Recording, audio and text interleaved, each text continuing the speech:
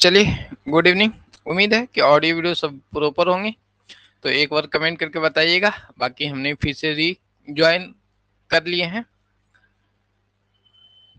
तो जल्दी से कमेंट बॉक्स में आप लोग कमेंट करेंगे, उसके बाद आगे क्लास हम लोग अब कंटिन्यू करेंगे।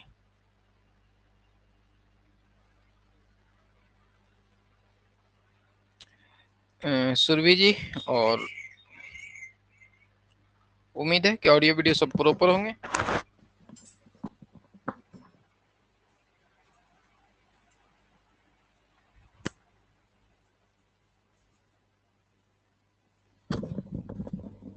चलिए, तो आगे कंटिन्यू करते हैं हम लोग। और स्टार्टिंग का 2 वीडियो आप लोगों ने उम्मीद करते हैं कि देख रखे होंगे, यानी बेसिक जो चीजें थी, और बेसिक से क्वेश्चन हमेशा आते हैं, जैसे स्टेट में भी आपको देखने को मिला था। तो जितनी भी बेसिक चीजें रहेंगे वो आपको कवर करना है। आसान आसान क्वेश्चन ही आते हैं, हार्डली तो सबके लिए पॉसिबल्स नहीं है कि जो हार्ड क्वेश्चन आएंगे तो सब उसको बना लेंगे, ठीक है। बट यदि इजी क्वेश्चन छूट जाते हैं तो रिजल्ट गिरने की ज्यादा संभावनाएं रहती है। तो सिंपल ध्यान रखेंगे, जितनी भी बेसिक चीजें रहेंगे उसको फोकस रखेंगे। जो मध्यम वर्ग के क्वेश्चंस रहेंगे उस पर भी फोकस रहेगा, हार्ड क्वेश्चंस पे ज्यादा उतना प्रेशर्स नहीं देने हैं जब एग्जाम में आपको आएंगे क्वेश्चन। तो ठीक है, एक सेकेंड।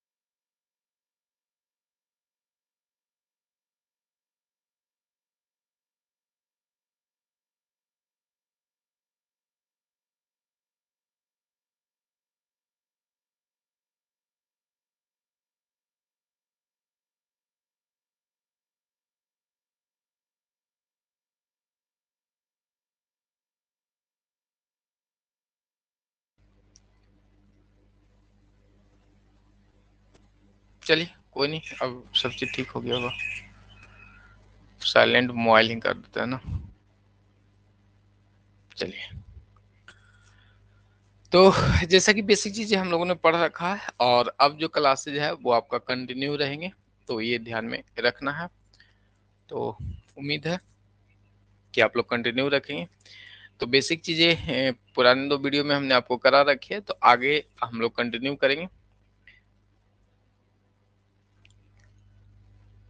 तो सबसे पहले हम लोग देखेंगे, पुस्त पालन से स्टार्ट करते हैं, ठीक है। बेसिक चीजें, अकाउंटिंग का जन्म और ये सब हम लोगों ने पढ़ रखा है। बेबीलोनिया शहर को हम लोग कहते हैं वाणिज्य नगरी। तो ये सब जो फर्स्ट वीडियो और सेकंड वीडियो वो आप लोगों ने उम्मीद है कि देख रखे होंगे।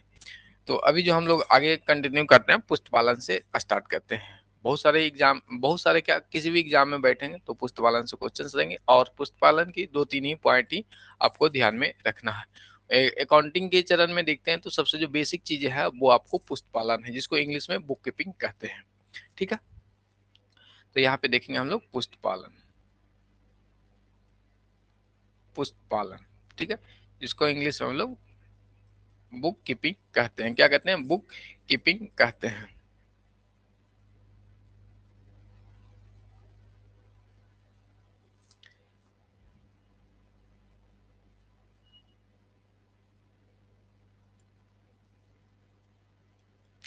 इस पे हम लोग चर्चा करेंगे, उसके बाद स्टार्टिंग आगे की ओर हम लोग अकाउंटिंग पे आ जाएंगे। तो बेसिक सबसे जो स्टार्टिंग पॉइंट है वो अपना लेखांकन का पुस्त पालन है, और पुस्त पालन जो है वो फर्स्ट स्टेज है, यानी जब पुस्त पालन स्टार्ट होती है वहां से लेखांकन स्टार्ट होता है। बट ध्यान रखिएगा, पुस्त पालन के बाद क्या आता है? लेखांकन आती है। जिस स्थान पे यानी जिस पॉइंट पे अपना पुस्तपालन समाप्त होता है, यानी पुस्तपालन जहाँ पे एंड होता है वहीं से अकाउंटिंग आपको स्टार्ट हो जाती है। क्या है? पुस्तपालन जहाँ से एंड होती है वहीं से अकाउंटिंग आपको स्टार्ट हो जाती है। तो ये क्वेश्चंस आपको एग्जाम में देखने को आते हैं, तो इस चीज को ध्यान में आपको रखना है। उसके बाद आगे हम लोग देखेंगे।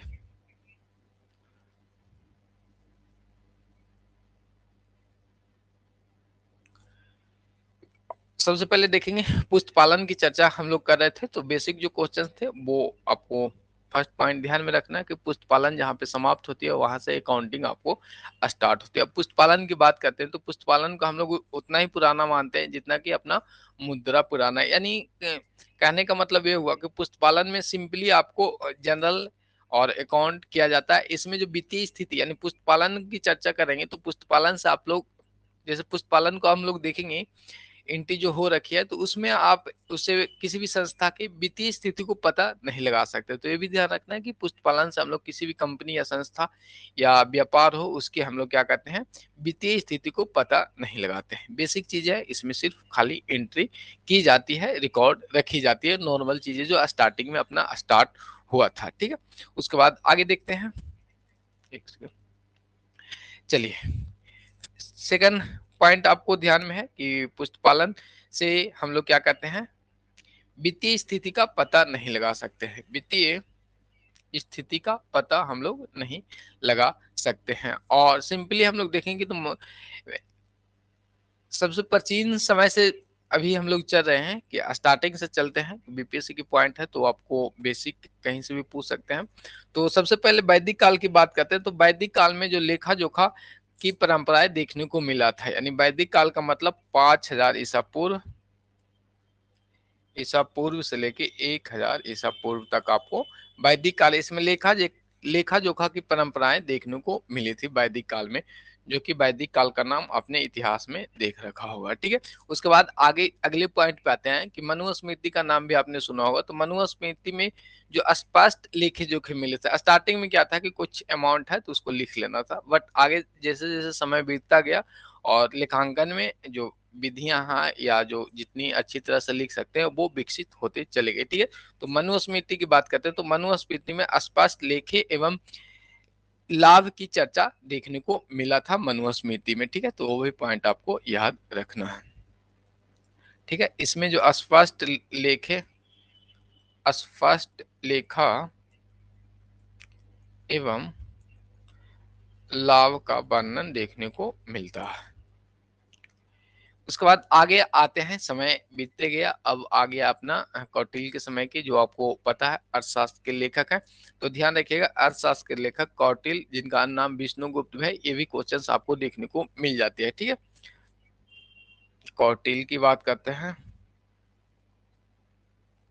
कौटिल्य, जिसने अर्थशास्त्र एक बुक का नाम था अर्थशास्त्र, ये नहीं कि इकोनॉमी से है, ये अर्थशास्त्र एक बुक का नाम है जिसमें आपको राजनीतिक शास्त्र की चर्चा की गई है। ठीक है, वो आपको चंद्रगुप्त मौर्य के शासनकाल में प्रधानमंत्री कौटिल्य थे, इन्होंने अर्थशास्त्र की बुक को लिखा है, और इसमें जो है वो आपको लेखांकन का विशेष शाखा देखने को मिला है, यानी उन्नत लेखा प्रणाली कौटिल्य के अर्थशास्त्र में देखने को मिला था। ठीक है, अब आ जाते हैं आगे की ओर बढ़ते हैं। ठीक है, तो ध्यान में रखिएगा ये लेखक हैं कौटिल्य और यश, और कौटिल्य के अन्य नाम विष्णुगुप्त और क्या क्या है, सॉरी, कौटिल्य, विष्णुगुप्त और एक इनका एक और नाम है, ध्यान में नहीं आ रहा है, चलिए कोई नहीं। अब एट प्रेजेंट टाइम की बात करते हैं तो लेखांकन एक विशेष शाखा बन गया है, यानी स्पेशल सब्जेक्ट आपको बनकर पढ़ने को मिलता। पहले था कि थोड़ा बहुत साथ में कंबाइन करके मिलता था, बट अब एट प्रेजेंट टाइम में जो है अकाउंट जो है वो एक विशेष शाखा, विशेष सब्जेक्ट के रूप में अध्ययन की जाती है। उसके बाद आगे हम लोग चलते हैं। तो यहाँ से बढ़ते हुए हम लोग आ गए थे कहाँ पे, पुस्तक पालन की ओर आ गए थे, ठीक है। और लेखांकन की भी बेसिक चीजें पिछली जो 2 वीडियो है उसमें भी हमने कर रखे हैं। तो अब आ जाते हैं पुस्तक पालन के पे हम लोग बढ़ते हैं। पुस्तक पालन की बात करते हैं तो यहाँ पे सबसे पहले देखेंगे कि पुस्तक पालन 2 शब्दों से मिलकर बना हुआ है, और इंग्लिश में आपने देखा बुक प्लस कीपिंग, यानी हिंदी में उसको तो पुस्तक पालन कहते हैं और इंग्लिश में क्या कहते हैं, बुक कीपिंग कहते हैं, बुक कीपिंग कहते हैं। ये जो 2 शब्द से बन के मिला है, साथ में ही आपको दिख रहा होगा कि बुक प्लस कीपिंग। बुक माने तो आप जानते हैं पुस्तक, और कीपिंग माने रखना यानी पुस्तकें रखना, जिसका पूर्ण अर्थ होता है पुस्तकें रखना, ठीक है। और बुक कीपिंग का अभिप्राय के बारे में हम लोग देखते हैं तो बुक कीपिंग एक व्यावसायिक लेख है जो को क्या कहते हैं, निश्चित नियम विधि से लिखने का एक तरीका था, और कुछ नहीं। लेखांकन में भी वही है कि किसी भी जो आपके ट्रांजेक्शन्स हैं, लेन देन है, उसको हम लोग लेखा जोखा करते हैं, यानी आराम से उसको लिखते हैं जिससे आगे आने वाले समय में काम देगा। यदि हम लोग चर्चा करते हैं कि किसी लेखक या विद्वान के बारे में, देखेंगे कि दो जो बुक कीपिंग का डिफिनेशन दिए हैं, दोनों का अर्थ बुक माने पुस्तक और कीपिंग माने रखना, यानी पुस्तकें रखना होता है, ठीक है। अब इसकी परिभाषा के बारे में देखें तो जे आर बाटली वाला है, उन्होंने परिभाषा दिया है, ठीक है, बुक कीपिंग का। एक सेकेंड,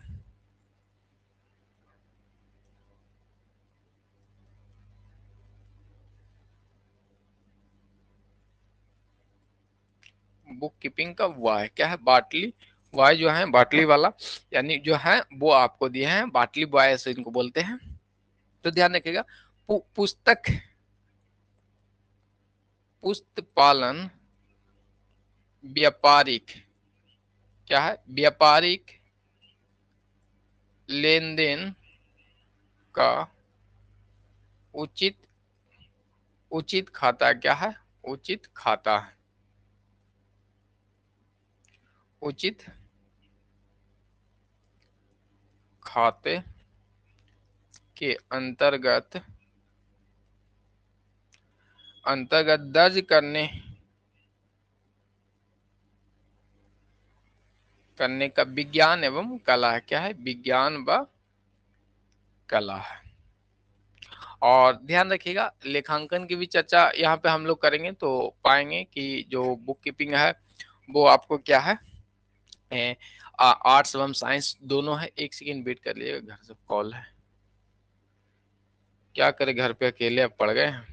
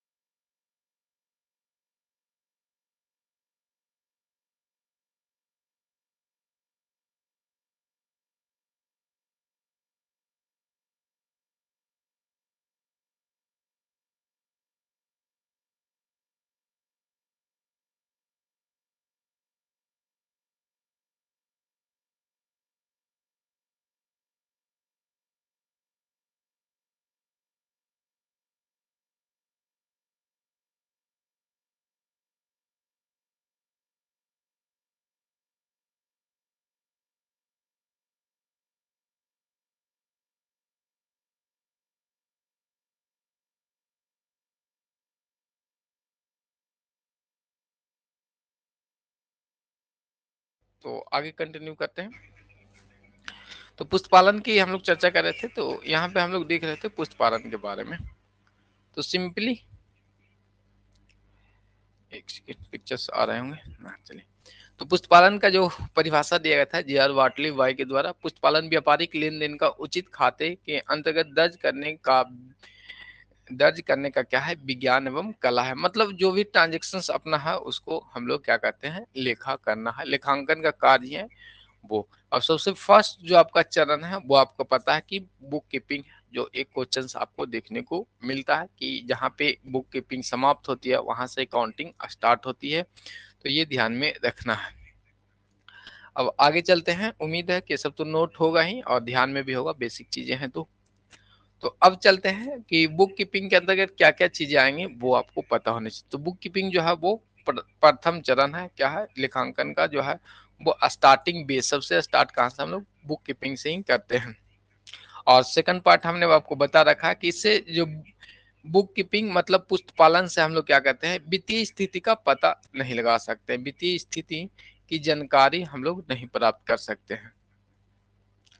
अब तो बुक कीपिंग में क्या क्या इंक्लूड होता है वो भी आपको जानकारी होना चाहिए, तब ना पता चलेगा कि वित्तीय स्थिति का मतलब कि किसी भी कंपनी का क्या पोजीशन है, वो जानकारी होना। बट बुक कीपिंग से जानकारी नहीं हो पाती है। तो बुक कीपिंग पे हम लोग क्या करते हैं, जनरल करते हैं, जनरल लेखा करते हैं, सहायक बुक जो आपको सब्सिडियरी बुक के देखते हैं, कैश बुक, सेल बुक, ये सब, एवं खाते वही, जो भी अकाउंट हम लोग बनाते हैं यहाँ तक ही सीमित रहते हैं, खाता बही तक ही सीमित रहते हैं। क्या है, खाता बही, खाता बही तक सीमित रहते हैं। ठीक है, तो ये आपको पता चल गया कि बुक कीपिंग कहाँ तक लिमिट है, वो आपको पता चल गया। और चलिए कुछ क्वेश्चंस अभी आपको हैं, तो आपका कमेंट देख लेते हैं। चलिए, किन्हीं का कोई डाउट है अभी तक तो वो कमेंट कर लें, क्योंकि पुष्पालन का जो पॉइंट है वो ऑलमोस्ट आपको समाप्त हो गया है।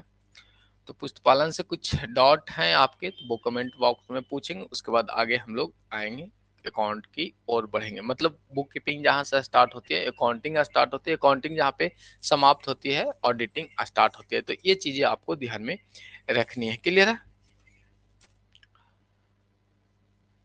चलिए, तो कोई क्वेश्चंस नहीं है तो आगे की ओर हम लोग चलते हैं।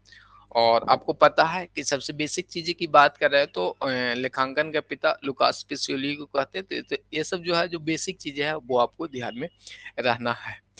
ठीक है, ये नहीं कि कहीं पे कोचिंग में है आप नहीं पढ़ा है तो फिर नहीं पढ़ा है, तो नॉर्मल चीजें आपको ध्यान में रखना है। अब हम लोग आगे की ओर बढ़ते हैं। किन्हीं को कोई डाउट है तो वो कमेंट बॉक्स में कमेंट करके पूछ सकते हैं। और अकाउंटिंग के बारे में कल पिछली वीडियो में हमने अच्छे से आपको समझा रहा है, क्योंकि उसमें भी कोई डाउट है तो वो कमेंट कर सकते हैं। और आज के भी सेशंस में कोई डाउट है तो वो कमेंट कर सकते हैं। चलिए, किन्हीं का कोई कमेंट नहीं तो ये जम्सन करके चलेंगे कि आपको सभी चीजें अच्छे से समझ में आ रही है। ठीक है, अब हम लोग आ जाते हैं अकाउंटिंग की डिफिनेशंस की ओर आ जाते हैं। तो नॉर्मल आपको पता है कि फुल फॉर्म भी आपको देखने को मिला था, स्टेट वाले क्वेश्चंस में भी हमने जब बता रखा था, गैप का जो फुल फॉर्म था वो सेकंड शिफ्ट में आया हुआ था। तो फुल फॉर्म को भी ध्यान में रखेंगे। यहाँ पे आपको AICPA का full form American institute of certified public accountants है, तो ये ध्यान में आपको रखना है। अब AICPI के द्वारा लेखांकन की परिभाषा दी गई है। अब किन्हीं के द्वारा जब परिभाषा दी जाती है तो आज इट इज आपको वही ध्यान में रखना होता है। ठीक है, तो ये ध्यान में रखना है। किसी ऐसे डिफिनेशंस बुक में है नॉर्मली, तो उस डिफिनेशंस में थोड़ा सा आगे पीछे कर सकते हैं, बस किसी के द्वारा दी गई डिफिनेशंस को पूछा जाएगा तो उनके जो मेन फैक्टर की पॉइंट है वो आपको ध्यान में रखना होगा। बट इतना लंबा चौड़ा डिफिनेशंस आपको नहीं पूछेंगे, बट थोड़ा सा हम लोग देख लेते हैं। AICPA का फुल फॉर्म क्या होता है? लेखांकन का संबंध उन लेन देन एवं घटनाओं से है जो पूर्ण रूप या आंशिक रूप से वित्तीय प्रकृति के होते हैं। अब यहाँ पे ध्यान देना है कि लेखांकन का जो संबंध है, रिलेशन है, वो क्या है? उन लेन देन से, यानी उन ट्रांजेक्शन एवं घटनाओं से है जो पूर्ण रूप से या आंशिक रूप से, या तो पूरा पूरा वो वित्तीय प्रकृति का हो जिसे मुद्रा में हम लोग माप सकते हैं, या तो आंशिक रूप से वो वित्तीय प्रकृति का हो। ठीक है, मुद्रा के रूप में प्रभावी ढंग से लिखने क्या है, उसको हम लोग मुद्रा के रूप में लिख सकते हैं कि कोई भी गुड्स है तो 10 रुपये का है, 20 रुपया का है, उसको हम लोग लिख सकते हैं। उसे वर्गीकृत करने, संक्षेप में व्यक्त करने एवं उनके परिणाम की विश्लेषणात्मक व्याख्या करने की कला है। अकाउंटिंग क्या है? अकाउंटिंग एज इट इज आपको एक लिखना है कि किस तरह से लिखना है। समय के साथ क्या है, सुदृढ़ ढंग से यानी सुंदर ढंग से लिखने के लिए हम लोग उसको प्रभावी ढंग से किए हैं। उसका ही डिफिनेशन दिया गया है कि लेखांकन में हम लोग वित्तीय प्रकृति को लेंगे, ये नहीं कि सभी ट्रांजेक्शन्स को ले लेंगे कि दो कर्मचारी के बीच संबंध अच्छा है तो उसका लेखा करेंगे, नहीं। जिसको हम लोग मुद्रा में माप सकते हैं, यानी कोई भी ट्रांजेक्शन होते हैं, गुड्स को सेल करते हैं, सर्विसेज देते हैं, तो उसको हम लोग मुद्रा में माप सकते हैं, उसी को लिखते हैं। तो ये भी पॉइंट आपको ऑब्जेक्टिव में देखने को मिल जाते हैं कि वित्तीय प्रकृति के है या नहीं, कभी कभी पूछ देगा, तो वो ध्यान में रखना है। ओवरऑल एकदम लेखांकन जो है वो वित्तीय प्रकृति की होती है, सारी चीज आपको मुद्रा में मापा जा सकता है। चलिए, ये तो डिफिनेशन AICPI के द्वारा हो गया। सेकंड जो डिफिनेशन दिया गया है AAA के द्वारा दिया गया, मतलब अमेरिकन अकाउंटिंग एसोसिएशन के द्वारा। तो फॉर्मूला सॉरी फुल फॉर्म आपको साथ में याद रखना है, कम से कम फुल फॉर्म जो है वो आपको याद में रखना है। अमेरिकन अकाउंटिंग एसोसिएशन क्या है? AAA, यानी AAA का फुल फॉर्म क्या है? अमेरिकन अकाउंटिंग एसोसिएशन द्वारा जो है अकाउंट का यानी लेखांकन का परिभाषा दिया गया है। इन्होंने 1966 में परिभाषा दिया था। लेखांकन आर्थिक सूचनाओं को पहचानने, मापने और संप्रेषण करने की एक ऐसी प्रक्रिया है जिसके आधार पर सूचनाओं को उपयोगकर्ता युक्त निर्णय लेने में सक्षम होते हैं। क्या होते हैं? उक्त निर्णय, यानी जो पर्याप्त निर्णय है उससे ले पाते हैं। मतलब किसी भी चीज को यदि एक जगह आप संग्रहित करके रखे हुए हैं तो उसको देख के आप निर्णय ले सकते हैं अपनी संस्था के बारे में कि हाँ, किस तरह से इसको हम लोग संचालित करना है। तो इनका जो डिफिनेशन नॉर्मल है उसमें कुछ है नहीं, बट इनका जो फुल फॉर्म AAA का है वो ध्यान रखना, अमेरिकन अकाउंटिंग एसोसिएशन। अब आगे हम लोग आते हैं लेखांकन के जो सिद्धांत से पॉइंट देखने को मिला था वो हम लोग देखेंगे अब। ठीक है, चलिए। तो अकाउंटिंग का कार्यभार संभालने वाले व्यक्ति को अकाउंटेंट, चलिए ये भी पॉइंट आप ध्यान में रख लीजिएगा, पूछ देता है आपको कि अकाउंटिंग का कार्य यानी लेखा का कार्यभार संभालने वाले व्यक्ति को हम लोग क्या कहते हैं? अकाउंटेंट कहते हैं, जो कि नॉर्मल चीज है, आपको ध्यान में रहता ही रहता है। ठीक है, बट कोई नहीं, यहाँ से हम लोग आगे की ओर बढ़ते हैं। तो ये पॉइंट ध्यान रखिएगा, यानी लेखा कार्य करने वाले को हम लोग अकाउंटेंट कहते हैं। और अब हम लोग देखते हैं ये GAAP, यानी गैप का फुल फॉर्म स्टेट कॉमर्स में आपको देखने को मिला था। जनरली एक्सेप्टेंस अकाउंटिंग प्रिंसिपल्स को हम लोग देखते हैं, यानी जनरल समान जो एक्सेप्टेंस है, सिद्धांत है, उसको हम लोग यहाँ पे देखेंगे।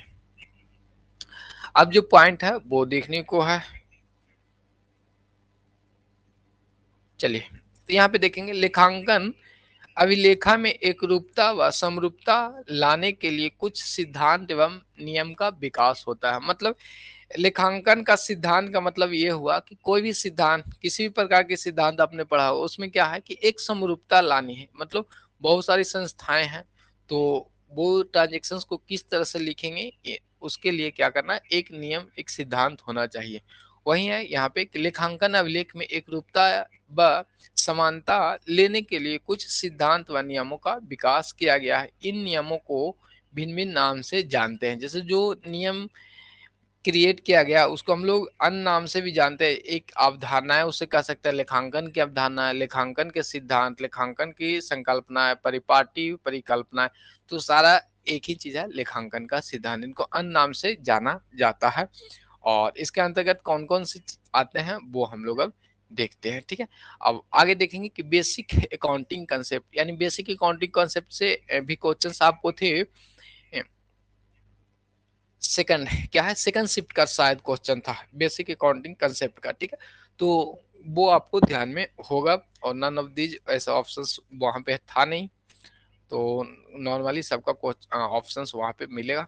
देख लेते हैं यहाँ पे आधारभूत लेखांकन संकल्पनाएं, जो भी अभी संकल्पनाएं पीछे हम लोग पढ़े थे वो देख लेते हैं कि लेखांकन संकल्पनाओं से तात्पर्य उस आधारभूत व मूलभूत अवधारणा से जो वित्तीय लेखांकन सिद्धांत अभ्यास में निहित होते हैं। मतलब जो वित्तीय लेखांकन का हम लोग कंसेप्ट है, प्रिंसिपल्स हैं, उसमें ये समाहित रहते हैं, उसको हम लोग देखते हैं। Important concept below the listed आपको क्या गया कि कौन कौन सी कंसेप्ट है वो देखना है। बिजनेस एंटिटी क्या है? व्यवसायिक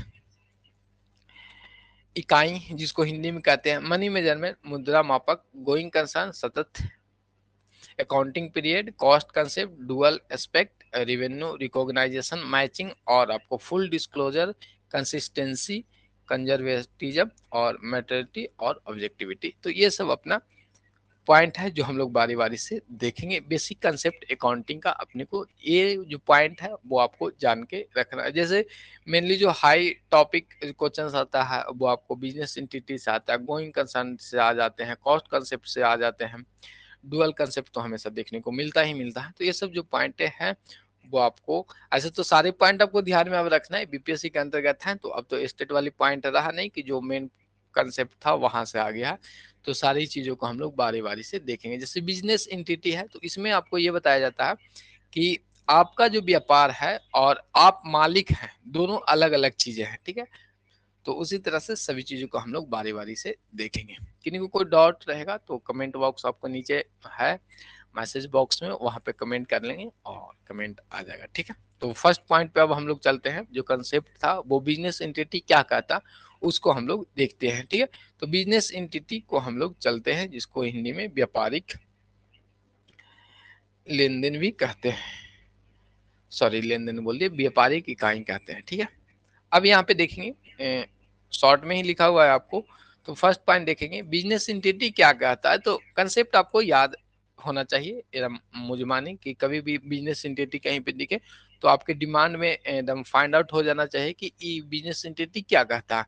तो इसका जो मेन कंसेप्ट का सार है वो देख लेते हैं। इस कंसेप्ट के अनुसार व्यवसाय का अपने स्वामी से पृथक एवं स्वतंत्र अस्तित्व होता है। क्या होता है कि जो मालिक हैं और जो व्यापार है दोनों अलग अलग होते हैं। जैसे मान लेते हैं ये आपको सुरभि जी हैं, क्या है, सुरभि जी हैं, एक कंपनी के ऑनर्स हैं,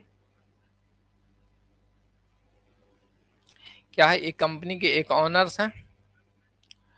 अब तो ये ऑनर है, आई आपको ए लिमिटेड कंपनी है।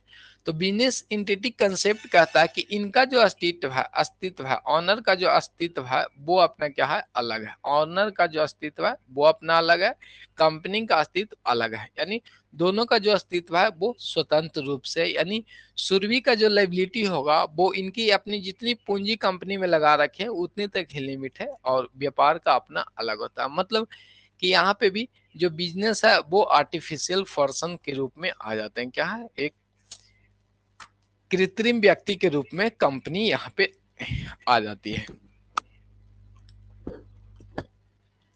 कंपनी का अपना कॉमन सील होते हैं, वो अपने डील करते हैं, ठीक है। तो बिजनेस एंटिटी जो कहता है वो आपको ध्यान में रखना है कि इस कंसेप्ट के अनुसार व्यवसाय का अपना स्वामी से पृथक एवं स्वतंत्र अस्तित्व होता है। मतलब ऑनर अलग है, बिजनेस अलग है। क्या, ऑनर अलग है, बिजनेस अलग है। बिजनेस एंटिटी कंसेप्ट आपको इतना ही कहता और आपको इतना ही ध्यान में रखना है। बाकी तो लंबा चौड़ा बहुत सी चीजें है। जैसे व्यवसाय में लेखांकन अभिलेख व्यापार के दृष्टिकोण से किए किए जाते हैं। क्या है कि व्यवसाय में जो लेखांकन अभिलेख है व्यापार के दृष्टिकोण से किए जाते हैं, ना कि स्वामी की दृष्टि से, ठीक है। तो वो सब चीजें हैं जो मेन जो कंसेप्ट है वो आपको ध्यान में रखना है कि बिजनेस एंटिटी क्या कहता है आपको, कि ऑनर्स अलग होते हैं, व्यवसाय अलग होते हैं, दोनों का अस्तित्व जो है वो अलग अलग है। अब आगे आते हैं मुद्रा माप पे, हम लोग आते हैं नेक्स्ट कंसेप्ट मनी मेजरमेंट पे आते हैं, मुद्रा मापन पे आते हैं।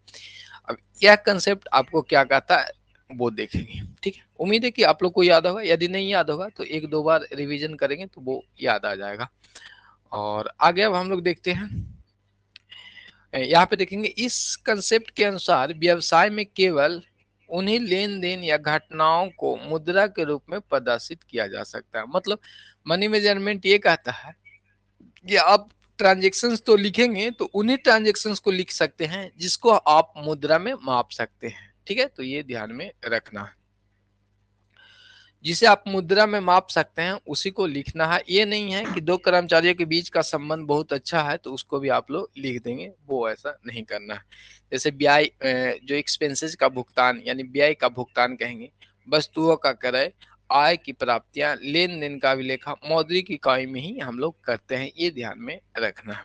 तो यहाँ तक क्लियर हो गया होगा। तो दो कंसेप्ट आपको ध्यान में होगा, बिजनेस एंटिटी मतलब बिजनेस अलग है, बिजनेस का ऑनर अलग है। मनी मेजरमेंट कंसेप्ट जो कहता है वह कहता है कि आप किसी भी ट्रांजेक्शन्स या जो घटनाएं इवेंट्स हैं उसको आप तभी लिख सकते हैं, प्रदर्शित कर सकते हैं जब उसको आप मुद्रा के रूप में शो कर सकते हैं। ठीक है, तो ये ध्यान में आपको रखना है। इसमें किन्हीं को कोई डाउट है तो वो कमेंट करके बताएंगे।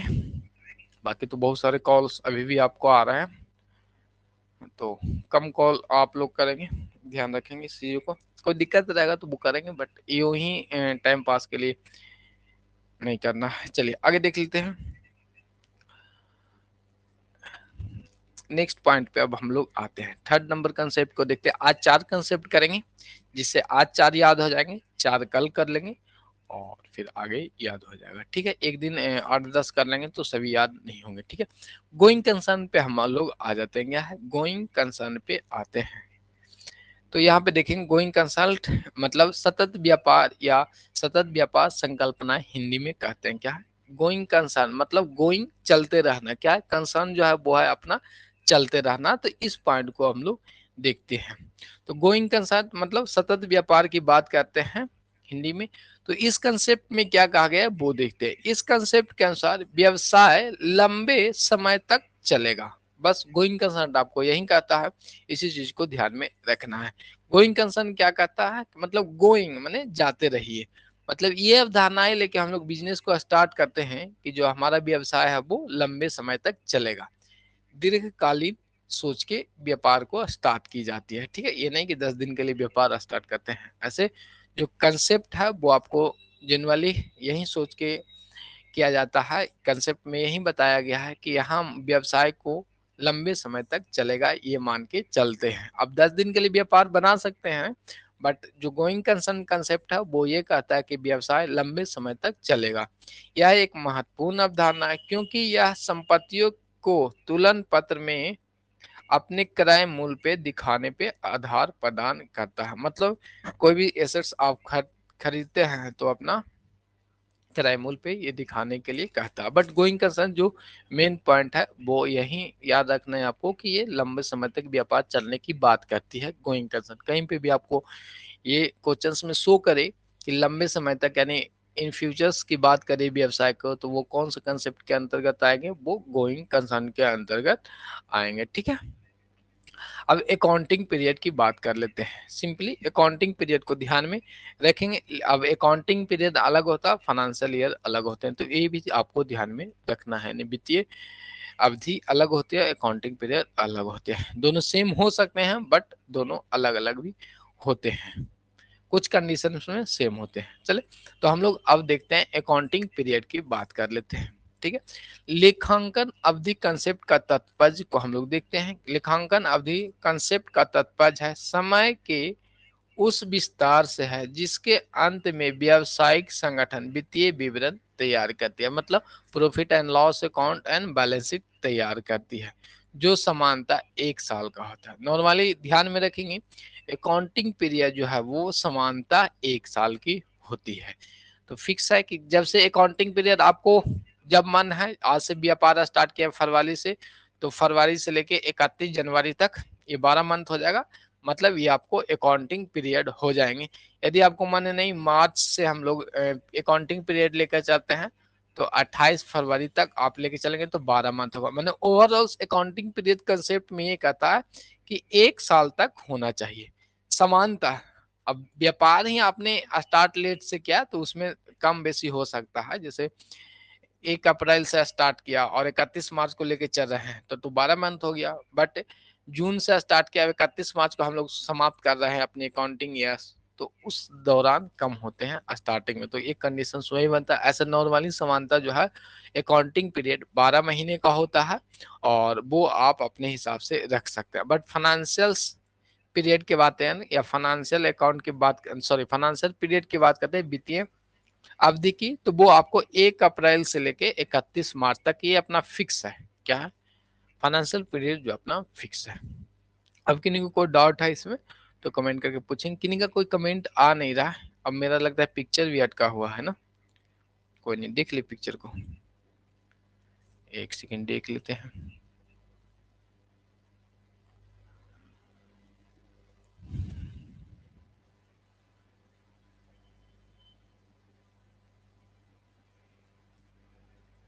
एक सेकेंड। अब आप लोग को कमेंट है, कमेंट कीजिएगा। 40 मिनट्स हम लोगों ने क्लास कर दी है, तो कुछ ऐसा डॉट लगे कि फिर से हम लोग देख लें। कॉल आने के बाद थोड़ा सा अटक गया था वो वीडियो आपका। कोई नहीं, अब किसी प्रकार के आपके कोई डाउट है तो वो पूछेंगे। सुरभि जी नो सर, पहले का रिवीजन है। अच्छा चलिए, पहले का रिवीजन तो हाँ ठीक है ना, बट जो चीजें रिवीजन में रहेंगे तो ज्यादा समझ में आ जाएगा। फिर से जो पॉइंट हमने कर रखा है, 4 जो कंसेप्ट, वो फिर से एक बार देख लेते हैं। बिजनेस एंटिटी आपको क्या कहता है? ऑनर्स अलग होते हैं और व्यवसाय अलग होते हैं, दोनों का जो अस्तित्व है अलग अलग है।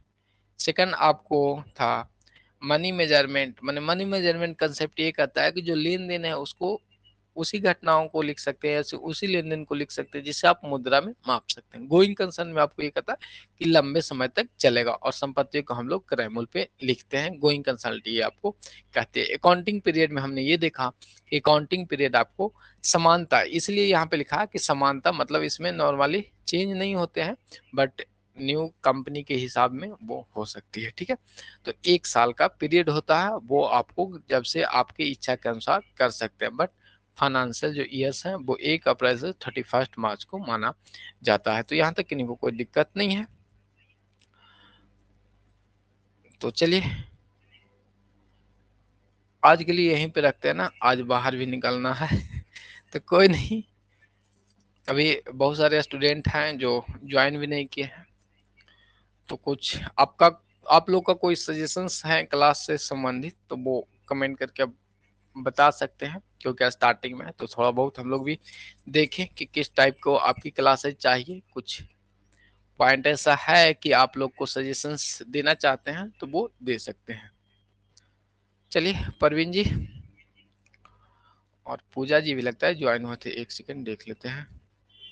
अब पूजा झा जी हैं, सुरभि जी हैं, जूही परवीन जी हैं और रोहन कुमार।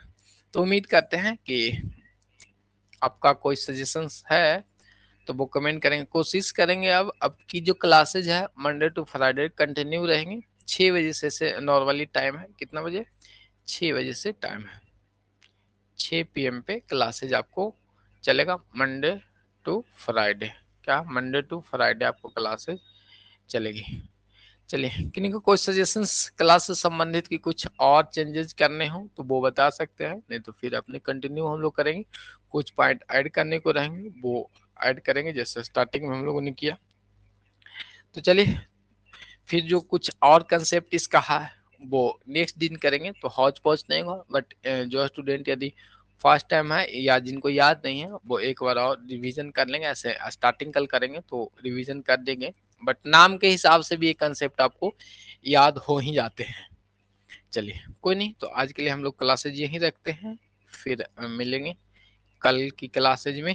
आज बाराती फिर जाना है। कोई नहीं, वो एक सर ही हैं तो उनका शादी आज हो रहा है। ठीक है, फोन उनका भी 2 बार आ गया है। क्लासेज इसलिए आज 5 बजे से कर लेते, तो बट कभी कभी निकलना रहेगा तो हम लोग टाइमिंग में आपको पहले ही इन्फॉर्म कर देंगे। टेलीग्राम, व्हाट्सएप और एप्लीकेशंस पे, जनरली एप्लीकेशंस पे कर देते हैं तो सभी लोग को एक साथ ही मिल जाता है, एप्लीकेशन वाले छात्रों को। ठीक है, तो उम्मीद करते हैं किन्हीं को कोई दिक्कत नहीं है। तो आज के लिए हम लोग यहीं पे रखते हैं। टेक केयर से, बाय बाय। फिर हम लोग कल 6 बजे शाम में मिलेंगे, या तो मे भी कल भी हो सकता है, 5 बजे ही हो सकता है, बट कल अपडेट कर देंगे। ठीक है, टेक केयर से, बाय बाय।